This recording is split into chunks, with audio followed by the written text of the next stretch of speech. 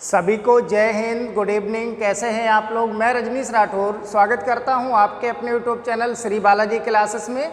और आज की इस क्लास में हम लोग डिस्कस करने वाले हैं फिजिक्स क्लास 12 चैप्टर 2 का एक बहुत ही इम्पॉर्टेंट टॉपिक, गॉस की प्रमेय या गॉस का नियम।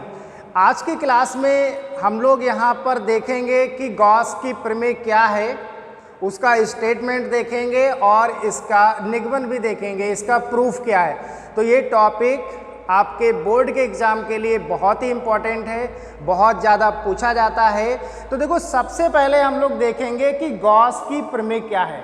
ठीक है, तो अगर हम इसके स्टेटमेंट की बात करें तो स्टेटमेंट क्या होता है कि किसी बंद पृष्ठ से गुजरने वाला वैद्युत फ्लक्स, किसी बंद पृष्ठ से गुजरने वाला वैद्युत फ्लक्स उस पृष्ठ द्वारा परिबद्ध कुल आवेश का 1/ε0 गुना होता है। तो ये गॉस की प्रमेय का क्या है? स्टेटमेंट है।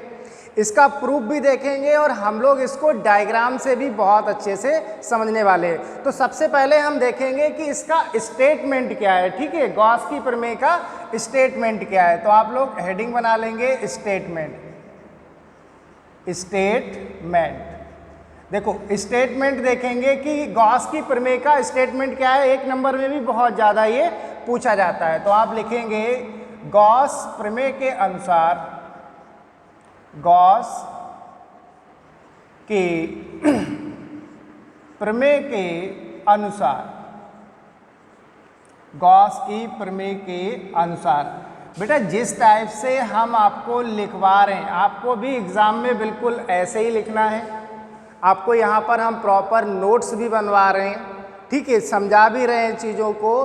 तो आपको बिल्कुल कन्फ्यूजन नहीं होना चाहिए। जैसे हम लिखवा रहे हैं, अगर एग्ज़ाम में पूछा जाता है तो आप भी वैसे ही लिखेंगे। ठीक है, तो स्टेटमेंट में क्या लिखेंगे कि गॉस की प्रमेय के अनुसार, ठीक है, किसी बंद पृष्ठ से, किसी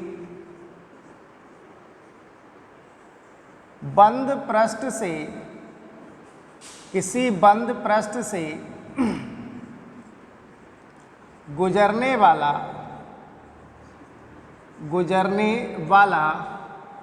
वैद्युत फ्लक्स, किसी बंद पृष्ठ से गुजरने वाला वैद्युत फ्लक्स फाई ई उस पृष्ठ द्वारा परिबद्ध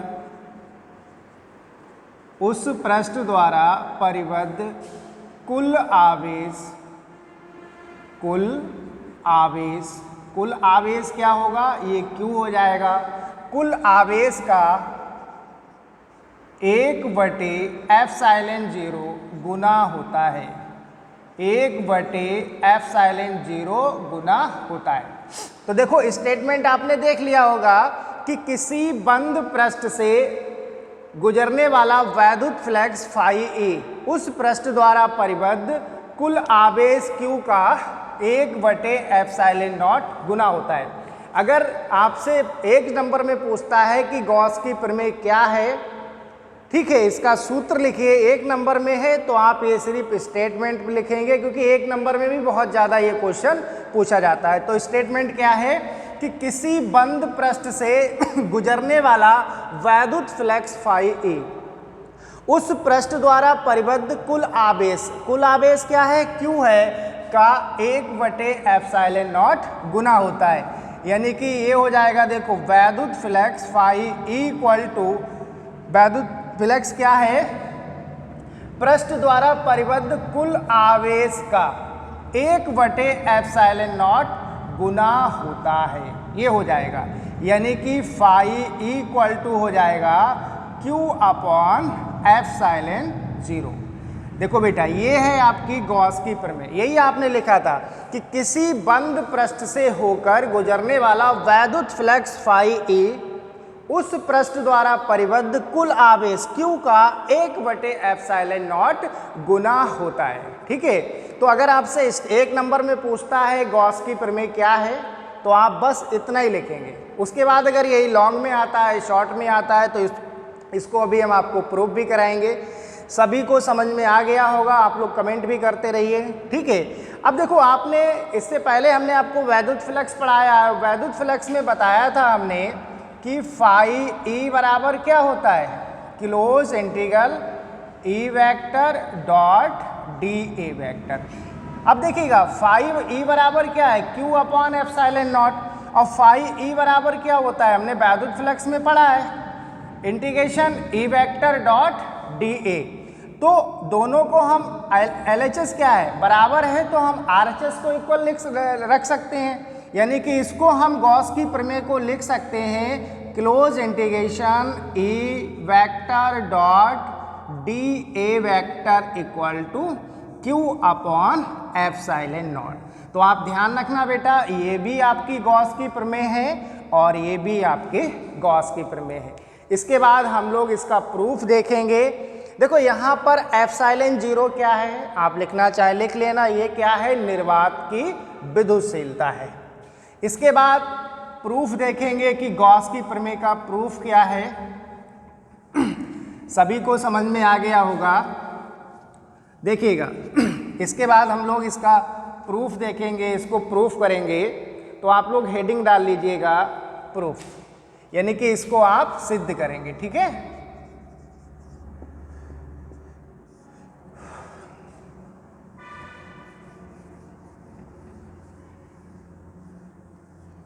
देखो, इसको प्रूफ करेंगे, ठीक है। तो मान लेंगे कि कोई एक बंद पृष्ठ है जिसका क्षेत्रफल a है,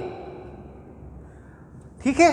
कोई यहाँ पे एक पृष्ठ ले लीजिए, ये कोई क्या है, एक पृष्ठ है और इस पूरे पृष्ठ का क्षेत्रफल क्या है, a। तो मान लेंगे कि माना कोई एक बंद पृष्ठ जिसका क्षेत्रफल a है। ये जो क्षेत्रफल है बेटा, ये पूरे इस बंद पृष्ठ का है। इस पृष्ठ के अंदर एक बिंदु O है, ठीक है, एक बिंदु O है जिस पर प्लस Q आवेश रखा हुआ है। क्या लिखा आपने कि माना एक बंद पृष्ठ जिसका क्षेत्रफल A है। ये जो ये क्षेत्रफल है ये पूरे बंद पृष्ठ का है और इस बंद पृष्ठ के अंदर एक बिंदु O है जिस पर प्लस Q आवेश रखा हुआ है, ठीक है। अब देखो, इससे हम r दूरी पर कोई एक स्मॉल क्षेत्र कंसीडर कर देंगे, ये वाला, ठीक है। ये स्मॉल क्षेत्र है और प्लस Q आवेश से r दूरी पर देखो यहाँ पर कोई बिंदु P है। क्लियर हो गया। तो इस पूरे बंद पृष्ठ का क्षेत्रफल क्या है, a है। पृष्ठ के अंदर बिंदु O पर एक प्लस का आवेश Q रखा है और देखो ये जो हमने क्षेत्र लिया है, ये जो क्षेत्र है ये इस पूरे बंद पृष्ठ का एक सूक्ष्म क्षेत्रफल है। यानी कि ये जो बंद पृष्ठ है ये अनेक सूक्ष्म क्षेत्रफलों से मिलकर बना होगा जिसका हम क्षेत्रफल dA मान सकते हैं, ठीक है। अब देखिएगा बेटा, ये प्लस का आवेश और यहाँ पर बिंदु P पर क्या होगा, परीक्षण आवेश होगा। तो यहाँ पर ये भी प्लस का, ये भी प्लस का। तो अगर यहाँ पर हम वैद्युत क्षेत्र की डायरेक्शन देखें तो वो कुछ इस टाइप से होगी, ठीक है। और इस सूक्ष्म क्षेत्र, ये जो सूक्ष्म हमने एरिया लिया है इसका क्षेत्रफल क्या है, DA, ठीक है। और इन दोनों के बीच हम कोण मान लेंगे क्या, थीटा। फिर से देख लीजिएगा कि माना एक बंद पृष्ठ जिसका क्षेत्रफल A है, यानी कि इस पूरे बंद पृष्ठ का क्षेत्रफल क्या है, A है। इस पृष्ठ के अंदर बिंदु O पर प्लस का आवेश Q रखा हुआ है। उसके बाद हमने क्या किया, देखो यहाँ पर r दूरी पर आप मान सकते हो, ये r दूरी पर क्या है, बिंदु P है, ठीक है। r दूरी पर क्या है, बिंदु P है बेटा, ठीक है। यहाँ पर हमने एक स्मॉल क्षेत्रफल यानी कि एक सूक्ष्म अवयव कंसीडर किया है। ये सूक्ष्म, इसका क्षेत्रफल क्या होगा, dA होगा। अब आप कह सकते हो कि ये जो बंद पृष्ठ है ये अनेक सूक्ष्म अवयवों dA से मिलकर बना होगा, यानी कि एक सूक्ष्म अवयव का क्षेत्रफल क्या होगा, dA होगा।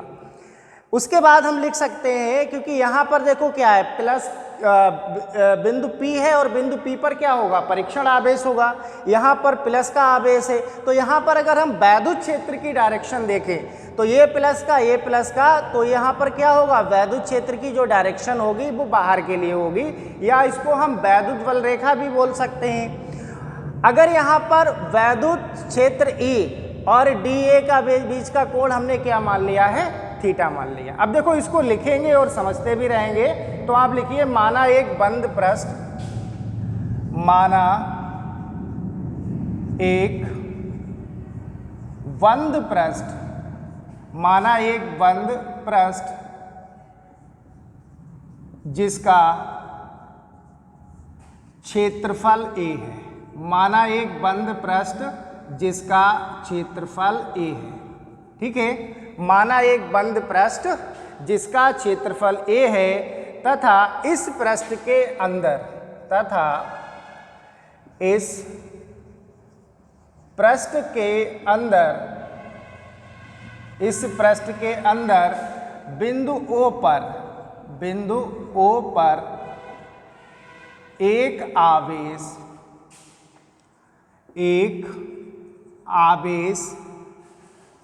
प्लस Q रखा है। यही हमने अभी आपको समझाया था कि माना एक बंद पृष्ठ जिसका क्षेत्रफल A है, इस पृष्ठ के अंदर बिंदु O पर एक प्लस का आवेश Q रखा हुआ है। इसके बाद आप लोग लिख सकते हो कि माना संपूर्ण पृष्ठ, ये जो संपूर्ण पृष्ठ होगा ये अनेक सूक्ष्म अवयवों DA से मिलकर बना होगा। आप लिख सकते हो, इसके नीचे आप लिख लेना कि माना संपूर्ण पृष्ठ, यानी कि ये पूरा बंद पृष्ठ अनेक सूक्ष्म अवयवों DA से मिलकर बना होगा। अब लिखिए बेटा आप कि माना वैद्युत क्षेत्र E व सूक्ष्म क्षेत्रफल DA के बीच का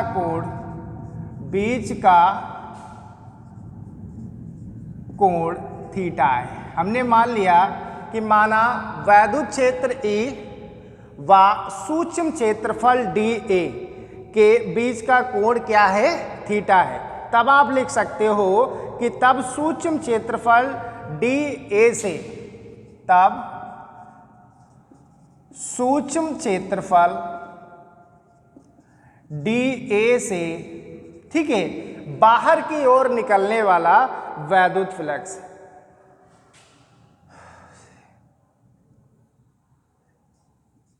बाहर की ओर निकलने वाला,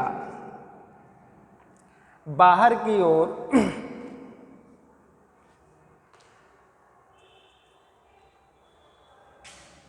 बाहर की ओर वैद्युत फ्लक्स, वैद्युत फ्लक्स। अब देखो वैद्युत फ्लक्स आप लोग पढ़ चुके हो, ये क्या होता है, डी फाई ई, ठीक है। डी फाई ई क्यों लिया है, क्योंकि बात यहां पर हम सूक्ष्म क्षेत्रफल की बात कर रहे हैं। तो अगर सूक्ष्म क्षेत्रफल की बात करेंगे तो वैद्युत फ्लक्स भी कितना होगा, सूक्ष्म होगा। तो D phi E equal to हो जाएगा E vector dot D A vector, ठीक है। अब हमें मालूम है, कल हमने बताया था आपसे कि A vector dot B vector formula होता है, क्या होता है, ये होता है A B cos theta. A vector dot B vector बराबर क्या होता है, ए बी कॉस थीटा होता है। यहाँ पर क्या है, E vector dot D A vector, तो ये हो जाएगा D phi E equal to E D A cos theta. इसको आप मान लीजिएगा समीकरण नंबर 1, ये आपका समीकरण नंबर 1 हो जाएगा, ठीक है। अब हम निकालेंगे प्लस क्यू आवेश के कारण, प्लस क्यू आवेश के कारण बिंदु P पर वैद्युत क्षेत्र की तीव्रता। आप पहले भी पढ़ चुके हो, तो यहां पर आप लिखेंगे अतः प्लस क्यू आवेश के कारण, आवेश के कारण बिंदु P पर वैद्युत क्षेत्र की तीव्रता, वैद्युत क्षेत्र की तीव्रता। देखो क्या होता है, ये होता है E equal to 1/4 pi epsilon naught into Q upon R square. आप लोग लिख लीजिएगा, ये क्या होगा इक्वल टू 1/4 एप्सिलॉन नॉट के लिख लीजिएगा। मान लो ये के परावैद्युतांक में है और क्या आएगा Q/r²। इसको मान लीजिएगा आप समीकरण नंबर 2। इसके बाद देखो क्या करेंगे बेटा, इसके बाद आपको क्या करना है, E का मान, ये जो वैद्युत क्षेत्र की तीव्रता का मान है, ये आप समीकरण नंबर 1 में पुट कर दीजिए। समीकरण 1 में पुट कर दीजिए तो आप लिख लेना कि E का मान समीकरण 1 में लगाने पर तब ये क्या आएगा d phi E equal to, देखो E का मान आपको यहाँ रखना है, ठीक है। तो ये क्या है 1/4 एप्सिलॉन नॉट के Q/r² और इनटू में क्या आएगा dA cos थीटा, या हम इसको लिख सकते हैं d phi equal to Q/4 epsilon naught के और ये आएगा dA cos θ/r²। देखो हमने आपको घनकोण पढ़ाया था, अगर आपको ध्यान हो तो ये घनकोण का मान आ गया, ठीक है। देखिएगा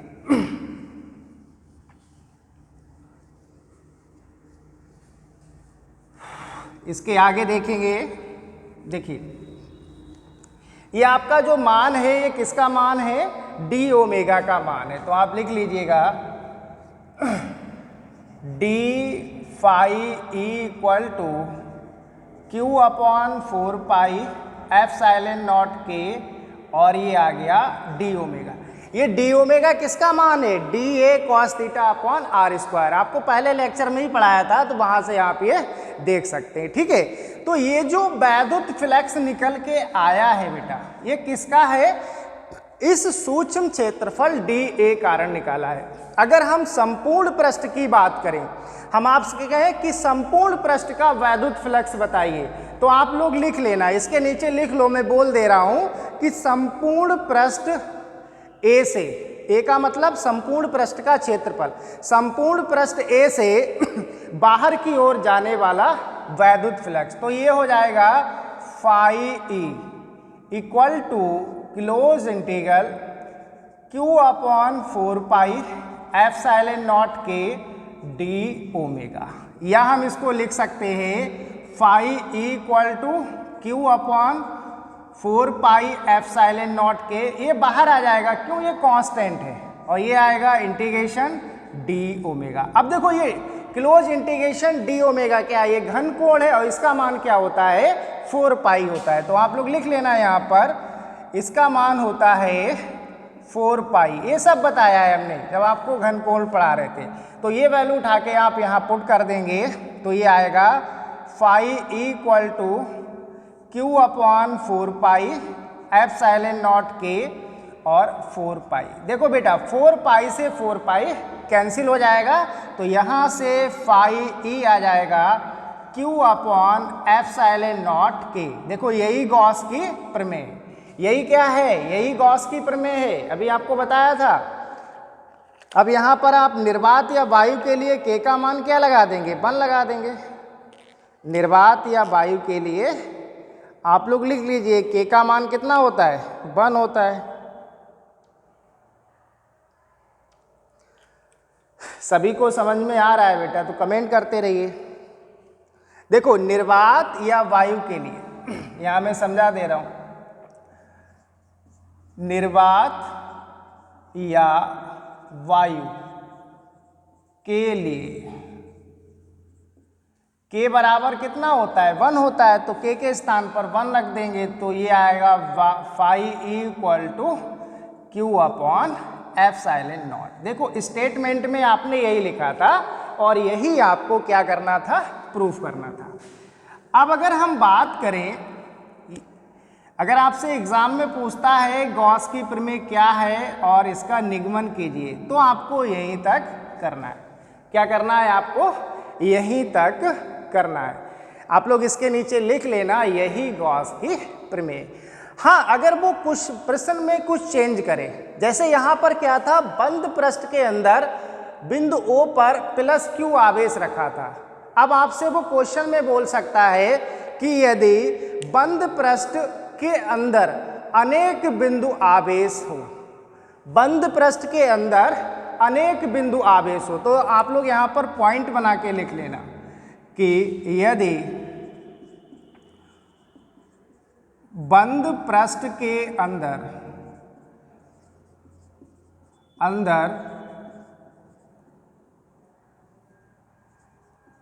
अनेक